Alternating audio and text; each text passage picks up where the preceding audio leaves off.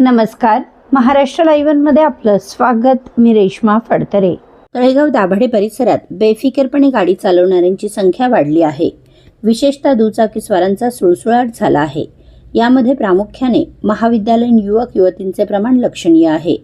वाहतुकीच्या नियमांना धाब्यावर बसून हे दुचाकीस्वार स्वैर झाल्याचं पाहायला मिळतंय. रस्त्याने सर्रास ट्रिपल सीट, गाडी चालवताना मोबाईलचा वापर, यामध्ये मोबाईलवर बोलणे, याचबरोबर हल्ली गाडी चालवताना चॅटिंग करणे, रील्स पाहणे, अनियंत्रित वेग, हे चित्र आपण नेहमीच पाहतो.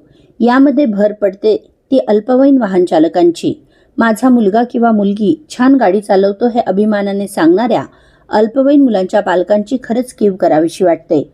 शासनाने घालून दिलेले नियम ही लोक बासनात गुंडाळून ठेवतात व स्वतःसोबतच इतरांच्या अपघाताला कारणीभूत ठरतात. तळेगाव दाभाडे वाहतूक विभागाचे सहाय्यक पोलीस निरीक्षक गणेश लोंढे यांनी दिलेल्या माहितीनुसार आगामी काळात वरील मोकाट दुचाकीस्वारांसोबतच हेल्मेट न वापरणाऱ्या दुचाकीस्वारांवर कारवाईचा बडगा उभारला जाणार आहे. अपघाती मृत्यूच्या आकडेवारीनुसार 60% दुचाकीस्वार हे हेल्मेट न घातल्याने मृत्युमुखी झालेत. त्यामुळे आगामी काळात पिंपरी चिंचवड पोलीस आयुक्तालयाच्या आदेशानुसार हेल्मेट सक्तीची अंमलबजावणी करण्यात येणार आहे.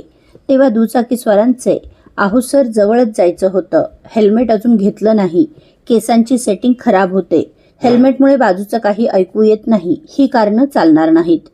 जे दुचाकीस्वार विना हेल्मेट आढळतील त्यांच्यावर निश्चितपणे कारवाई केली जाणार आहे.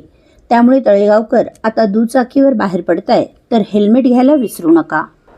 आपल्या परिसरातील घडामोडी जाणून घेण्यासाठी महाराष्ट्र लाईव्ह सबस्क्राईब करा व बेल आयकॉन प्रेस करायला विसरू नका. धन्यवाद.